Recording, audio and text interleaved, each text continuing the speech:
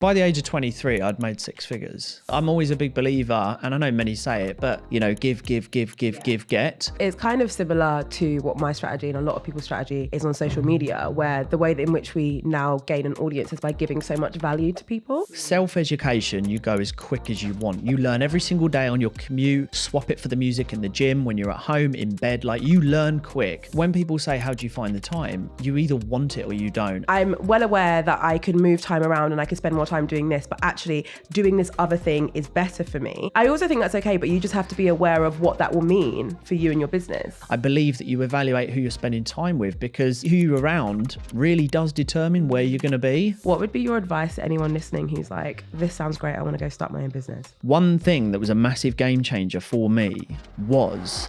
Aaron, welcome. Thank you so much for having me. Thank you for coming. Pleasure. So I'm so excited to talk to you today because, I mean, we've been having a bit of a chat before we press record and you've just dropped a few bits of information that I'm like, what? And I'm really excited to dive into. But before we do that, would you mind giving everyone listening a bit of an intro as to who you are? Yeah, of course. Well, thanks for having me. Super excited. So it's a funny one. When people say introduce yourself, in society, it's always a title, right? But I'm just Aaron Knightley. I'm just a normal guy. I'm just a family man. But what do? I do a few things. I run a couple of businesses.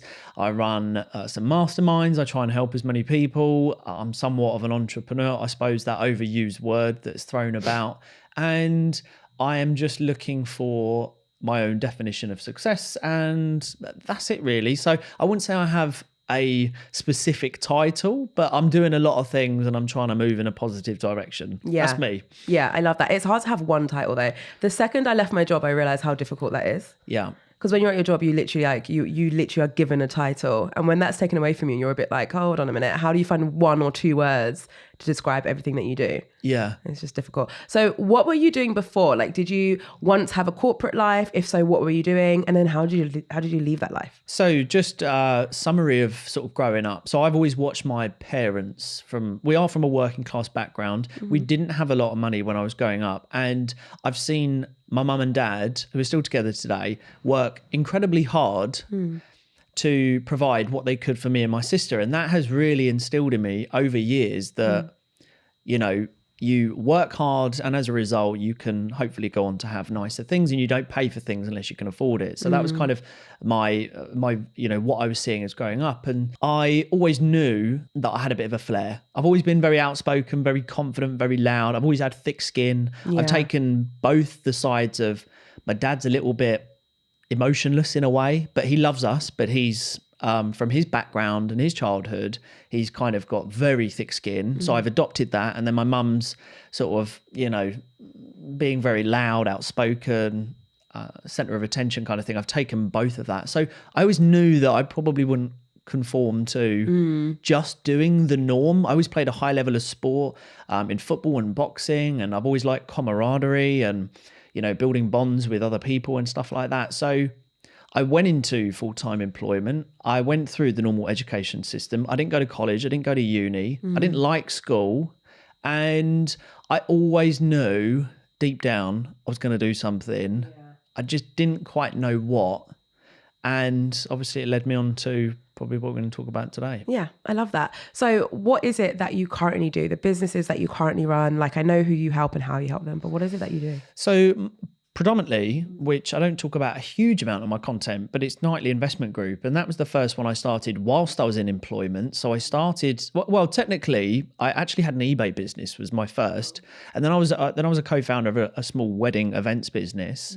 They never really took off. They made money, but they never really took off. So I was always dabbling in learning how to make money. I was always doing business plans when I was younger. I made a business plan to joint venture in purchasing an old Toys R Us store for a child's play area. Oh, cool. And I had a whole business plan. So I was always writing business plans. Yeah. They didn't always come to fruition, but my mindset was always like, this is for me, this is for me, this is for me. So my first business I created whilst I was in full-time employment. It happened organically. I got into property with an old business partner of mine who exposed me to raising finance. And when I realized in London that you could raise finance relatively easy if you could build great relationships, when you can raise finance, you can earn a lot of money. So I was seeing that people were earning a lot of money as a broker as a young age. and I found a little bit of a gap that was slightly different, became a middleman, started Nightly Investment Group, and then I started moving money for extremely rich people. Right. And I take a pretty hefty whack, which is most people's salary, if not a year and a half salary in a phone call and a Zoom call. Like quite literally, it's not even a joke. And then I've been running that ever since. And then I started on to other businesses, which I'm obviously, we can dive into a little bit more, but that was my first one. Yeah. So how old were you at this point? So you're working full time and you started your first business and it's like blowing up and you're very, very successful. How old are you around this time? I started it when I was 20. Oh my gosh. So how long did it take you to be like, actually, this is it. I'm going to quit my job and just like focus on entrepreneurship? So by the age of 23, I'd made 6 figures. Oh, wow. From the business? From my first business, nice. Yeah. Because the commission rates are so high. Yeah. You raise £1 million, you earn a lot of money. Yeah. It's not that hard to raise £1 million when you know 30, 40 multi-millionaires, quite literally, And the thing is, anyone that knows me, I'm not even fluffing. Like I know some pretty rich people. So when I started to do that, you start to make pretty good money. And what that does is, I learned this lesson very early on, is money is simply a tool where you don't have to put up with shit. And I was getting annoyed in my employed job. I was thinking, why are people even accepting the way that they're being spoken to? So I really made and executed a plan to remove myself from that situation. And I've always been good with money. I've always been very on top of my game when it comes to emergency fund, maintenance fund, floating. Even from a young age, it's very impressive. Just naturally. Just naturally. I've always been a saver. I've never been into materialistic things. I'm sitting here in a bit of an odd get up, to be honest with you. I'm not into my clothes. Yeah.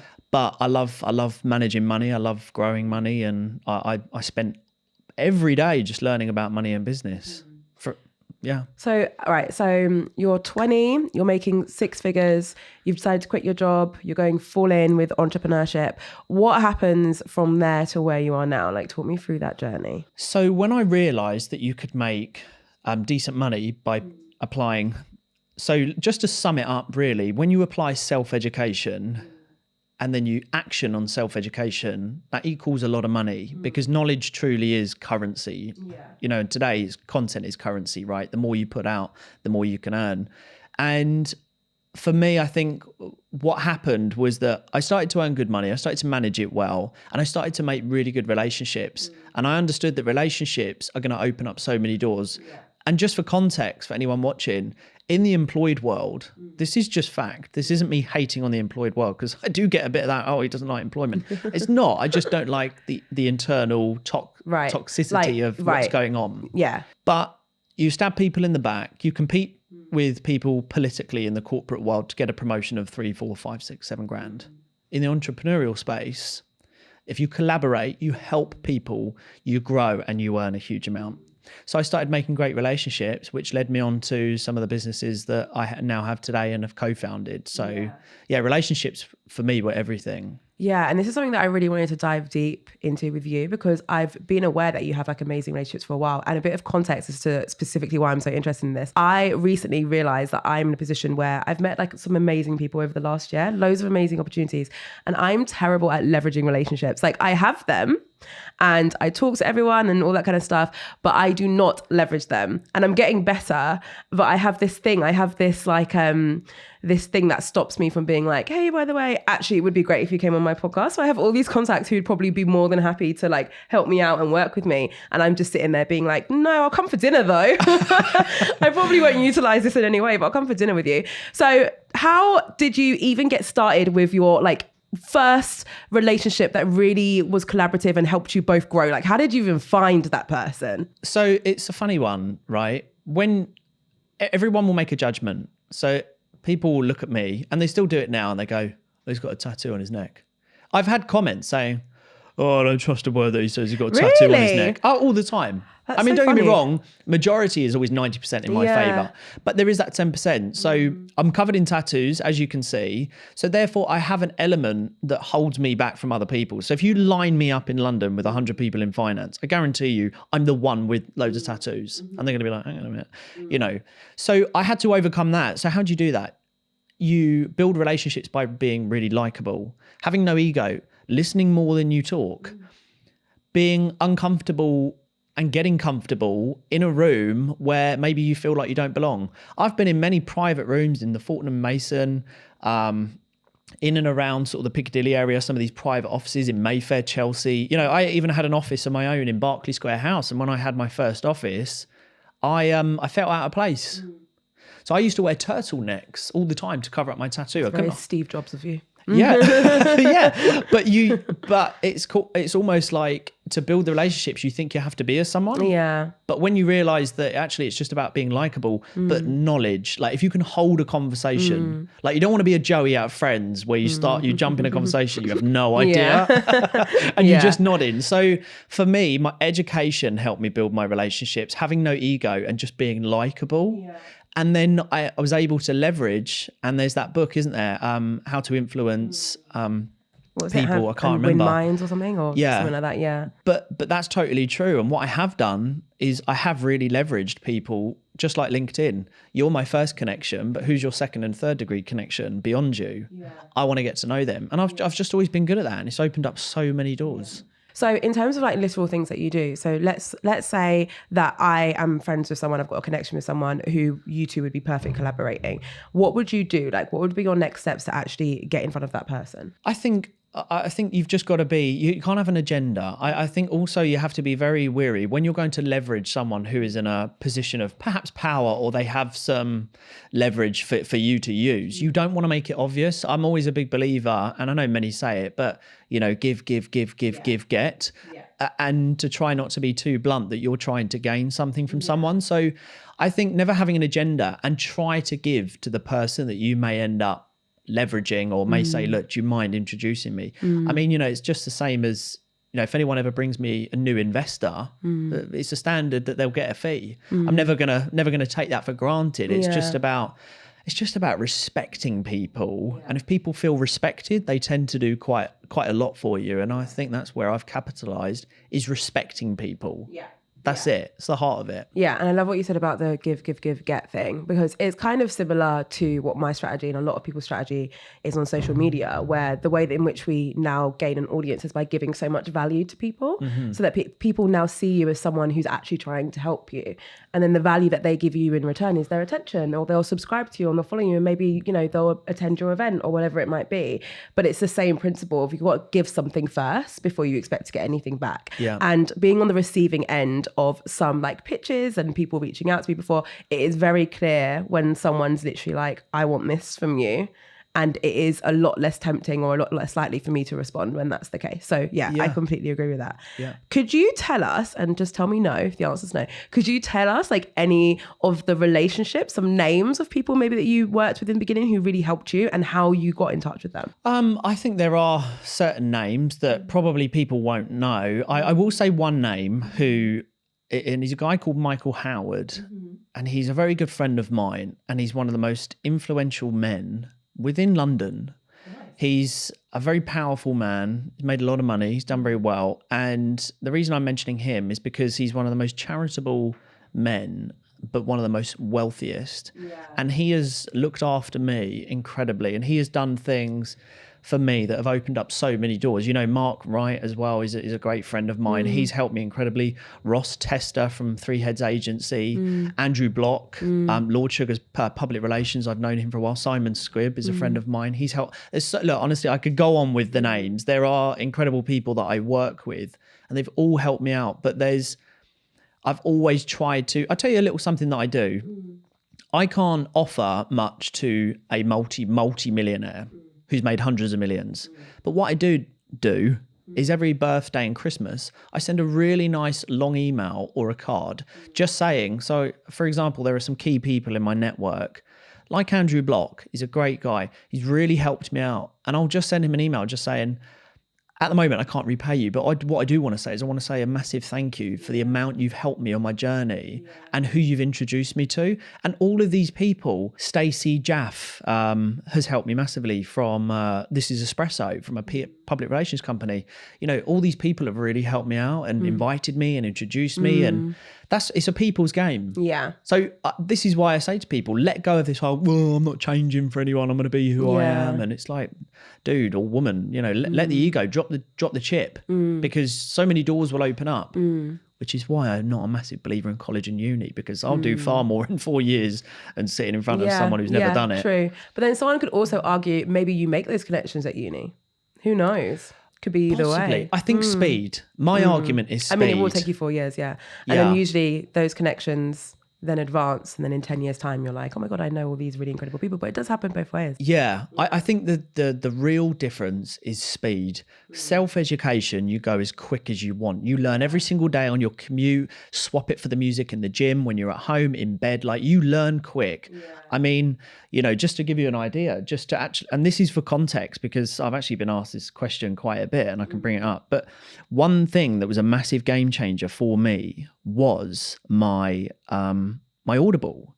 So today I've done 1 month, 29 days, 15 hours and 3 minutes of listening. It like tallies all of it up. I've never seen that on Audible before. That's interesting. And it tallies it up. Yeah. That's a lot of listening. Yeah. So I never took to school, but teaching myself and then implementing it. And then you go so fast, and then you can hold conversations with people that are going to help you in business. And it's just, honestly, the power of like your network is incredible. Yeah. I actually want to change place, because when you were talking then and you were saying, like, you know, you'll send these emails and stuff, all I was thinking as a fellow business owner is, oh my God, where's the time to do these things? And also keeping a hold of and kind of nurturing relationships is time consuming. Like, it's quite difficult. So talk me through like your current setup with your business. Do you have a team? How big is the team? Like, how do you manage your time? Because you're also across several social media platforms as well, and you have your own podcast. Like, you've got quite a few things on your plate. Yeah. So this is a great one, time. I mean, I will say I'm 30 years old, and this is probably the last 12 months I've probably aged and looked like, you know, I had a hard paper round. It was uphill. But no, this last year has been very testing in terms of time. But this is a funny one, right? Is how do I manage all of it? Yeah, I've got a team, but as you know, for years I was doing all of it myself. But the thing is, we build this thing up called time. How do you manage it? This is what makes me laugh. This is actually a conversation, is that I try not to swear in your podcast, but when people turn around to me and say, oh, I haven't got time, I always think, I'll find you fucking time. Give me your phone right now, I'll find you time. Don't tell me you haven't got time. I came from the background of no time. I came from the rough background. Like, I've had the first fucking story, right? I've been there. I've had the child at 20. I've had the family. I've had the stepkids. Like, I've done all of it. And I've worked a full-time 40, 50-hour job. I found time. So when people say, how do you find the time? You either want it or you don't. And then that's your reason why. What's your reason why? Mine was my son. Yeah. My son found me time because I needed to change his life. So time's an interesting one. Everyone has time. Single parent, universal credit, millions of kids, no money. I don't buy into any of it. Everyone has time. I guess it's down to like what you prioritize, isn't it? Because I also do think that there will be people who will be like, well, I simply prioritize spending time doing something else. And that I also think that's okay though. Yeah. I think it's okay. I think if you're really clear on like, okay, well, I'm well aware that I can move time around and I can spend more time doing this, but actually doing this other thing is better for me. I also think that's okay, but you just have to be aware of what that will mean for you and your business, you know? Exactly. It's like when you were saying you're going on holiday. I went to Mexico like a week ago. It's one of those things where I'm like, well, I could probably have achieved a lot of stuff if I didn't go away for a week. Like there's a lot of things that I probably could have got done, but I made the active decision that I was like, I actually would rather prioritize going away with my other half for a week. Yeah. And I'm willing to accept the repercussions that will have on everything else. Yeah. But I bet anything you doubled down before you went and you made sure everything was aligned. Well, of course no one else can do it. Exactly. So this is the thing, right? I just really want to hit home because this is where I'm quite bullish and thick-skinned. This is my dad, right? You either want it or you don't. It's very simple. I want more money. I want success, right? Stop moaning about it. No one gives a shit and get on with it. That's literally my attitude. If someone moans to me in a monotone voice like this, then I'm out. I don't even hear the full word. I'm gone. But if someone's like, I really want it and I'm willing to, then I'm listening. Yeah. But when they're moaning, I'm out. I don't want to know because I did a 40-hour. Yeah. I worked from 1 till 12. I then went home, I opened up my laptop. I worked in a little cubby hole. I've shown my whole story, by the way, my desks that I've built, right? I've shown my whole journey and I would stay up. I've slept. For the last 10 years of my life, I sleep no more than 5.5 hours. That is not healthy. I'm good. I'm fit. I'm healthy. That's not healthy. We need like 8. I'm 32. We need 8 hours. No, I'm good and I'm raring to go. And then I'm in the gym every morning for 6:30 without failure. every single day, and then I'm doing all my admin on the treadmill. I document my whole life, so like all of this is confirmed. But like literally the last 10 years, I would then work, literally say hello to the family, drop my son off, say goodbye to my wife, all this kind of stuff. Then I drive to work, listening to Audible, leveraging time, blah, blah, blah, making calls, Zoom calls, booking everything in, get to work, do my shift, get home, open up the laptop, work again. Rinse and repeat, rinse and repeat. I found time. Do you think you'll want to do that for the foreseeable? Is that like a state that you feel like happy and healthy in? No, I don't have to now. Yeah. But I do believe if you want to change your life, regardless of your situation, where you come from, your background, no money, whatever, in the startup phase of any success, you have to graft. I am just a believer that you have to suck it up. Don't go to the pub. Do you know when people turn around to me and say, do you know one of the biggest things for me? Why do I want success and money? Private medical care. And people go, what? What, you don't want the BMW or the Mercedes? Now, I've had the BMW. I've owned it outright. I've done all that. I want private medical care. Why do I want private medical care? So if, God forbid, anything ever happens to my family, I'm going to wait for the NHS when they've already diagnosed a massive tumor or a lump and they're dead. I want to get in the next day. My family have that. And everyone goes, well, I can't afford private medical care. Do you know, I done statistic. We did an average. Every single person can afford private medical care. Average family with AXA, basic, around about 4.5 to 6 grand. Cut out drink, fags, booze, restaurant, curries, going out, boxing, football, cinema, all these basics. Do an average of £80 a week saving, times that by 52, you have your private medical care. Done. Yeah. You have your basic covered for a minimum family of 4. Oh, well, I can't afford it. No, it's because you don't want to afford it, because your priority is going down the pub after you've finished your job. Yeah. So I agree with some of what you said, but not everything. This is why it's going to be a really interesting conversation, because the parts what I agree with is I do agree that if you want to change an element of your life, then you have to be proactive and graft to do it. This isn't something that I guess I disagree in. Just something that I think has to be caveated, that people do have to put different levels of graft depending on their circumstance. Yeah. And sometimes I think when we go really hard with that narrative, I think the reason why people get triggered, but not everyone, is just because people think, well, my graft and what I have to do to get to that point is actually quite different from this person's, purely because of their circumstance. It could be because of their background, it could be because of their race, it could be their religion, it could be where they brought up, it could be their parents, like even things like parental privilege, where you sound like you had 2 amazing role models in your life. And some people don't have that, and that has a huge impact. So I agree, the graft 100% has to be there. But I do want to acknowledge that sometimes people do have to put more graft in unfairly just because of their circumstance. Oh, absolutely. Yeah. But my counter, again, I love this by the way, but my counter would be your social circle. Yeah. So 10 years ago, well, over 10 years ago now, I used to hang around with not nice people. Oh. I used to look very different. I had total skinhead. Oh, really? I'd look the part, right? You know, and I used to hang around with very bad people. But if I was still hanging around with those people, that is my future. You know, the saying of you are a mixture of the 5 people. So what I would really say, I would really push home, and this is what I talk about a lot online and stuff, is really evaluate who's the last 10 people that you had a conversation with on WhatsApp, and what were those conversations? Yeah. Oh, well, it's my boys, my G's. Oh, right, here we go. You know, it's like you need to change your vocab. You need to change the people that you're around. You need to get around people who want more, and then you will see more, you'll learn more, and then you will experience more. And then your life really does have some form of a meaning other than doing the norm every day. I believe that you evaluate who you're spending time with, because let's face it, kind of who you're around really does determine where you're going to be. So yeah. Do you think that means that your circle have to be at a certain level of success, or do you think it means that your circle have to have a certain mindset, because you have a real blend? Yeah. I would say if you want to be successful, the best blend of people is supportive and loving family and friends, if you have them. People who are just starting in something exciting and venturous. Start-up business, middle of the business, have sold a business. People who are just happy-go-lucky. People who are willing to support you. People who just want to show you kindness and positivity.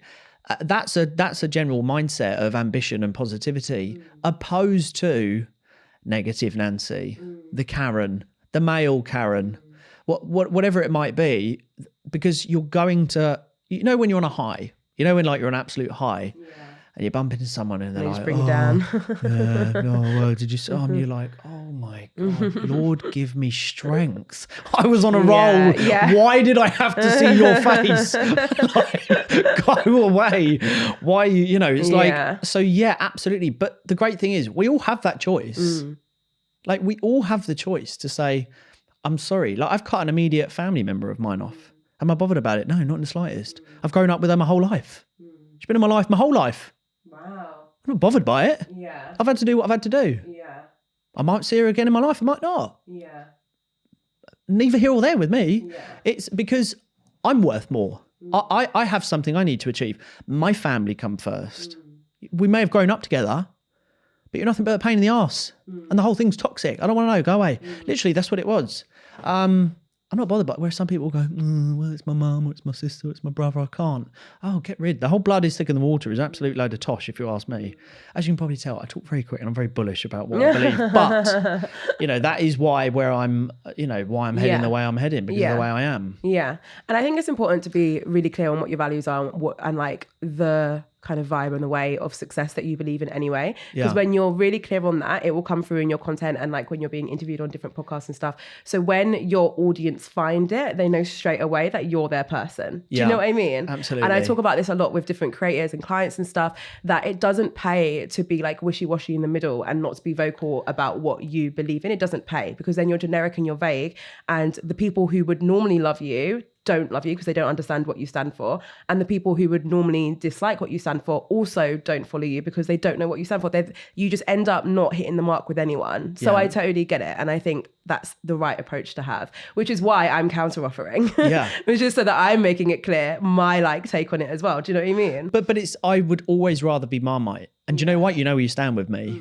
I'm a realist. I won't beat around the bush. I feel that, it's a great thing when it comes to content, because someone can hear. I'm never going to fluff something up. But also, if you like me, happy days, let's do it. If you don't like me, we're probably going to talk to me to 6-10 other people anyway. And I'm going to get a conversion rate off those. Statistically, I'm going to get a conversion rate. So you might not like me, but I might get 8 people that actually like, well, he's actually all right. I kind of agree with what he says. But I always, the saying is never sit on the fence, because a fence hurts if you sit on it. So, you're either on the one side or the other. So, but I think that's the best way to be. So speaking of that, because we've just spoken slightly about your approach to content, basically, right? So you're across multiple different social media channels. You have like almost 200,000 followers on TikTok. Is that right? Yeah. So obviously you've seen a lot of success. So talk to me a bit about your journey with TikTok, like, because you've not been on it for very long. So when did you start? Why did you start? And what's happened since? Yeah. Well, yeah. So just to jump back as well, because I didn't answer your question. Yeah, I do have a team, by the way. So, so I totally forgot. So with this TikTok now, just to summarize, I started on my own, but now I have 2 videographers, a full-time editor, I have a VA, and so there is a team and a studio that we use and stuff like this. So it does evolve, and that's really important, that if you're going to go into content, have the vision of building out a team, as you know. But it started 10 months ago on TikTok. I started with the purpose of just wanting to get on a platform that was growing quite quick, that had good virality, that could bring new eyes on the business, bring new eyes on me, and that also I could start diversifying what I was talking about, rather than just being, traditionally and before just the finance guy who was talking about how to money manage investing and stuff like that. I wanted to throw a bit of flair onto it, and TikTok allows a bit of flair.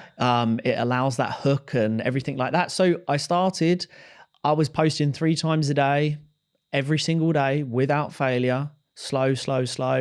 I did one video, boom, I got it went up to 16 million views in 72 hours. Gosh, that's a very short span of time to rack up that many views. What was it about? It was my last one in, first one out. Yeah, I think I've seen it already. It's been recognized so much. And then it carried on to peak to 18.6. But that gained me something like 42,000 followers in those 72 hours. And the amount of DMs, inquiries, even business inquiries, people sort of poking their head out the parapet. And it just snowballed. But again, that was just organic, talking about what I believe. Yeah. And then I just thought, okay, I've talked about a topic here which is clearly quite relatable, and this wasn't just me. And then I realized, okay, I need to talk about this more, and then around the issues around employment and what people might be going through and relating to people. And that's did it more and more, and we just went boom in such a short period of time. Yeah. Yeah. So you are across other platforms as well. So talk to Yeah. me about your relationship with those like YouTube and Instagram, for example. Well, like you, YouTube's a big part of my life. I'm only at 12.1K. I'm slowly growing. It's been a hard graft. I think I'm nearly at 8.5 million views in total on that one. So it's done okay in terms of like views. I've done a lot of videos. But it's tough. It's just the management of it. I don't know how you find it, but certainly if anyone was watching this, if you are going to start on social media, I truly believe you have to be disconnected and not emotionally involved because it becomes too personal. Yes. I really feel anyone going on social media understand that there is a business opportunity to make some serious money and help a lot of people. So that message is probably something I'd really put across. Yeah. And I've just tried to stay disconnected because, as you know, managing a million platforms, like it's overwhelming at times. It's very overwhelming. And you make such a good point. And I think it's the opposite of what a lot of people think when they go into it. They think, okay, well, you know, I'm putting my face in this content and, you know, this is my social presence, my personal brand. So I have to be as connected to it as possible and be connected to the content you're creating. But when you start to add meaning to your stats, that is a slippery slope. I always say to people, you've got to watch yourself, how you feel like you react to when things aren't going well, but more importantly, how you react to when they are, because that says even more. If you've gone viral or something and you are letting it be your new personality and you are like, I have never been happier, and you're on cloud 10, what do you think is going to happen when your views like dip? Because it will dip. It's never going to be like this. It's always going to be like that. Like celebrate the wins 100%. But when you attach that much meaning and then you start thinking I'm successful because of this one video, be careful, because what does that mean when you have one that flops? Yeah. You know? Well, I'm going to let you, I'll let you and your viewers into a little secret, which I believe. So the TikTok algorithm secret is you never pay for ads. So when someone say to me, do you pay for ads? Never. You can check all my viral videos. I've never paid for an ad and I won't. Reason being is the algorithm's so smart.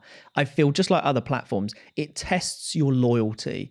It will give you this huge spike of videos. And then what it will do is it'll go boom and it'll crash. And then you're like, oh my God. And if you're emotionally involved, you're like, oh my God, I need the dopamine hit. I need to get back on a high. And what it will do, you could post the next like 12, 13 videos. I'm so stubborn, I don't give a monkey's whether I get 10, 15 views because I just keep doing it because I'm not emotionally involved. Yeah. I'm still going to show up. Yeah. And the problem is some people go, oh my God, pay for boost. And now the platform's like, ka-ching, we know you got money. And now we're not going to give you a natural organic hit because now we know that you're willing to pay if we test you because you need your dopamine hit. I'll ride that wave of no views. I don't care. Yeah. And then boom, I'm back up. That's the way that I look at it. Yeah. It's a similar like thing that people used to say about Instagram when they started like making business ads available, that people used to say that if you switch to like a business account and you pay for an ad, then Instagram will restrict your reach because they want you to pay for an ad, which I should clarify.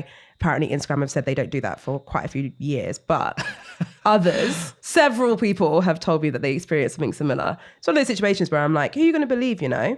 They're smart. But yeah, I mean, of course, look at where they are. They're very, very intelligent. Okay, so thank you for sharing your absolute nugget of information for your TikTok. Talk to me about, we know we spoke a bit about collaborating before, and you know, you've got a podcast, you repurpose your content for your podcast like I do.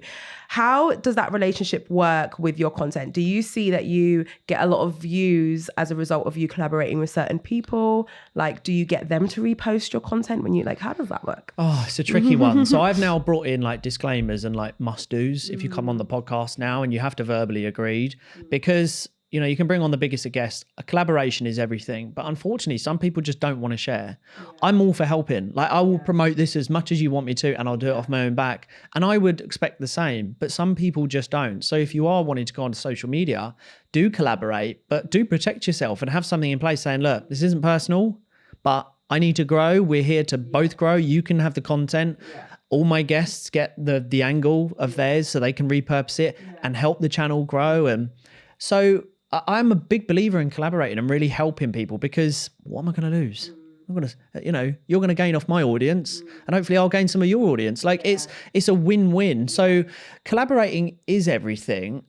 Look, do they do amazing views? I would say it positions you well professionally and gives you a real high credibility. Like I've had a lot of brands reach out to me, you know, like I can mention a few of them now, Adobe, Virgin, who are, really credible brands that want to work with me and they want some form of content within the podcast. It's not doing thousands upon thousands upon thousands of views, but I think it's just credible positioning. Yes. That's what it is, especially with who you sit down with. Yeah. So yeah, it absolutely, and great conversation, so it does help with positioning. That's my main focus is, I suppose, complementing everything else that I'm doing. A podcast does really nicely. Yeah, for sure. All right, so employment, people listening to this who are in full-time employment, part-time employment, regardless, but they want to quit their job. They want to either become a creator or an entrepreneur full-time. I know you've helped a lot of people through your content and through your programs. What would be your advice to anyone listening who's like, this sounds great, I want to go start my own business? Yeah, well, I have the breakout program, which is there's my nice t-shirt here. I don't know what you think of it, but no, I do have a program. But in terms of my real advice, it's very simple, is that you control so you have emotional mastery when in the workplace, because this is crazy, right? This was a statistic done at the beginning of the year. 82%, around 82% of working UK adults dislike their job. 82%? Yeah. I mean, I don't know why I said it like that. That makes complete sense now I think about it. But like, to hear it as a number sounds like absurd. Yeah. And that was done by the National Something UK survey. And that predominantly comes from internal issues in the workplace. So if you are someone watching this and you're thinking, God, Aaron, I am sick of my job for X, Y, and Z, harassment, bullying, dreading that manager or dreading that work colleague that's been giving you a nightmare. Most people at the core of it don't escape it because of financial issues. Yeah. They have to pay bills and they're like, I've got to shut up and put up. Yeah. So my best advice to begin with is you get your money right. You get yourself your buffers, you get yourself your emergency, your maintenance, because again, as I said before, when you have the money in place, you don't put up with shit. I would go into every single meeting like I own the fucking place. Not in an arrogant way, or because I'm not that way, but I would sit there, and if I disagreed, you can bet your bottom dollar I'm going to be saying something about it. And if I don't want to do it, I won't be doing it for a logical X, Y, and Z reason. I wouldn't just say, no, I'm not doing it. And I was able to say that because I knew that at any moment I'll get up and leave. Yeah. And I'm earning more than the highest paid person in my entire region. Yeah. No one knew though. Yeah. So it gave me a sense of inner power that I felt, no, you can't talk to that person like that. So, value yourself, respect yourself, and understand that if you get your finances right, you do have many more options. And that means you have to make external sacrifices out of the workplace. But if you are looking to get outside of work, there are so many resources. We are in abundance of information around us where you can learn something and change your life. Yeah. Learn something, implement it, change your life. Yeah. But I would say emotional mastery. Don't tell too many people at work because they will leverage that against you. Yeah. Some of my content. And just stay very much in your bubble. Or best case scenario, drop the ego, let go of your job title and everything that you've built up. Start somewhere new, go get shift work, take a couple of £1,000 less a month, but have all the time back. No one knows who you are. Yeah. And rebuild a business and have 12 months in your head. We can all do a lot in 12 months. Yeah. And there's a lot to say for like entrepreneurs who've done a similar thing where they've left their job that pay them a lot more but required a lot of brain capacity, and they've gone and worked somewhere else where they feel like it's not taking as much from them from like a mental perspective, because then it frees up so much space. Because that's something, you were talking about how often you listen to audiobooks and all that kind of stuff. Like that alone is incredibly powerful, having the brain capacity to listen to something else whilst you're on shift or working. Yeah. I remember when I was younger, I used to work at Topshop back. Do you remember Topshop? It's not even it's not even on the high street anymore. Yeah, I know. It used to be the biggest thing. It's so wild now. Like kids don't even know what it is. But I used to work at Topshop, and I remember in between uni, I would like come home and I got shift work, and they would give me the option, like, do you want to be on the floor with like customers on the till, or do you want to be in the back office, but it's like 6 a.m. till 10 a.m. And I was like, back office, that sounds great, because I could sit and just listen to things whilst I was just like organizing clothes and stuff. Like the brain space it gave me was huge. Like I loved it. Whereas when you were up on the floor, obviously you had to speak to people and stuff like that. So even making changes like that, because it's going to help you from like a brain space capacity could be huge for a lot of people, because a lot of our jobs are quite mentally draining. It is. And this is why there's a huge part in my program where I say do not go for promotion.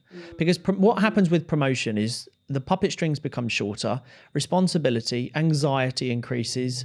The chances of your job being eradicated are so much higher because you're having to perform at a higher level. Yeah, that's Whereas true. when I was in my last job in logistics and engineering, I stayed in the same position for 8 years.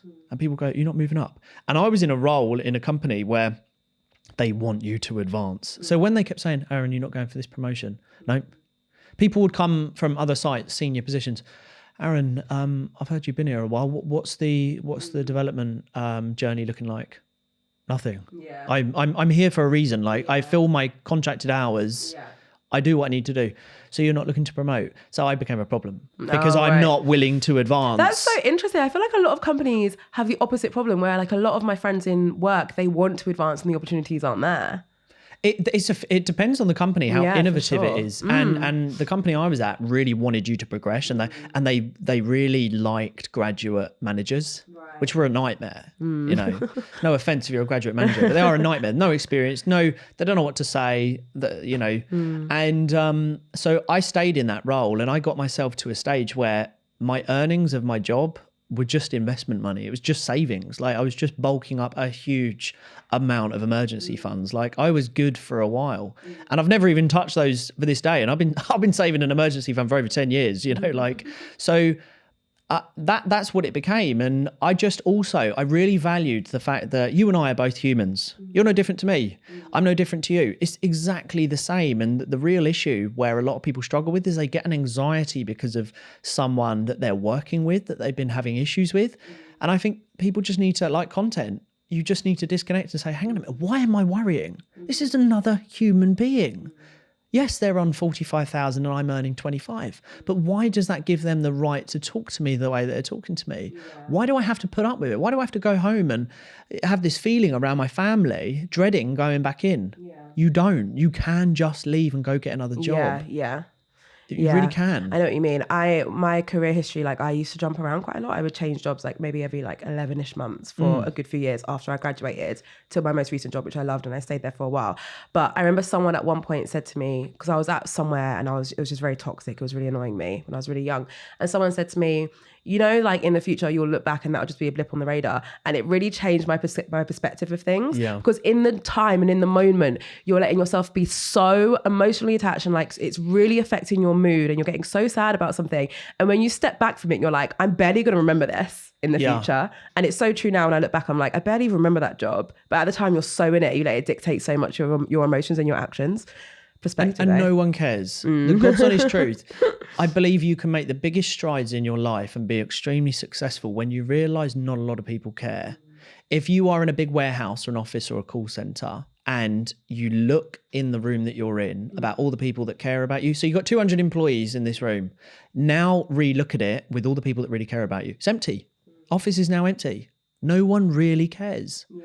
It's in the moment stuff. And again, there's a great saying, great minds talk ideas, average minds discuss whatever it is, and then small minds discuss people.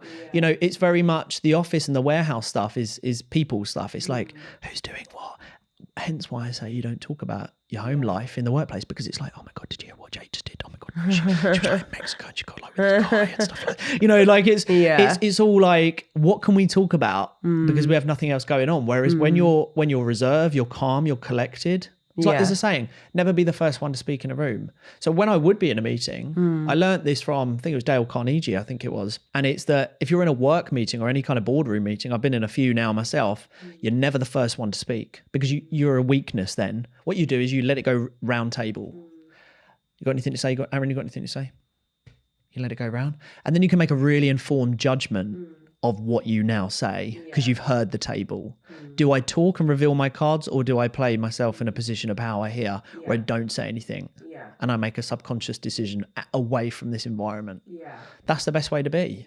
So I've got a question. You're going to hate me for asking this question. So let's fast forward, right? 5 years time, you've got a significant team now, let's assume. What do you do if they take the same approach that you take towards employment? So they don't talk about their personal life. They no one wants to be the first one in the room to talk. No one's talking now. Yep. Like all those kind of things, I've got your answer. They know. Yeah, I'm sure people have asked you before, but like they're like, I won't be attached. I'm just going to leave my job. That kind of stuff. How do you manage it if that's the case? Okay, so to answer that and to answer the last one in, first one out, and I've had it a million times. Aaron, what would you do then if your employees would do that and they were last one in, first one out? Well, firstly, they're not employees. They're team members. They're a part of the team. There's no managers. There's leaders. Right. Everyone is equal. Just because I'm the owner of something doesn't make me any more important than a cleaner or anyone else or a VA. Everyone has the utmost respect. So everyone feels respected. Everyone is entitled to have their opinion with no judgment or, a negative result. There's no backdoor conversation about you speaking up. Right. So I invite everyone on our virtual meetings that we have, whatever it's to do with, mine or Peak or whatever. Everyone has the right to speak up. And the great thing is I have compassion and empathy.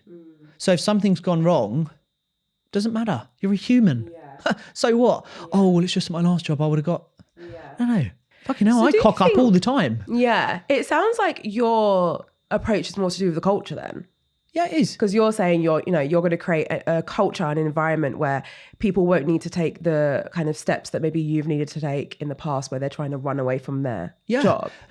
Prime example, Julius Dean, one of my biggest guests. On my I did 2 podcasts with him. My first one, my videographer fucked the audio. The whole podcast. Happens. Yeah, doesn't matter about it. Don't worry about it. It's fine. I've done it personally. She was gutted. She was absolutely gutted. I said, Faye, don't worry about it. It's fine. It's like, I wouldn't know how to do it. Yeah. It's fine. Whereas the problem that I have and the answer to people when they say, well, how would you deal with your team? I do deal with a team. But I have compassion and empathy. I'm a normal human being. Yeah, but there needs to be someone cracking the whip. No, there doesn't. Get over it. You're in the 80s and 90s. Get over it. You power hungry. I actually had someone say that. Really? Yeah, and I thought, well, you're obviously. I guarantee you're old school way of thinking. Yeah. Yeah, you're 5'2" with 4 size feet, and you're probably quite bitter in your life. But no, I offer compassion, empathy.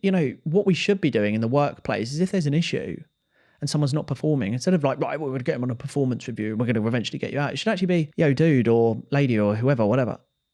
What's going on today? Like, are you good? Like, what's happened? Well, no, my mum's ill. Well, look, why tell us? Look, go take half an hour. They don't do that. I do that. They don't do that. It's about being a human. And then what you're going to get is you're going to build a culture where people are like, I fucking love working here. Benji Leslie's a good friend of mine, runs Connect Management. It's the fastest growing content agency management in the country.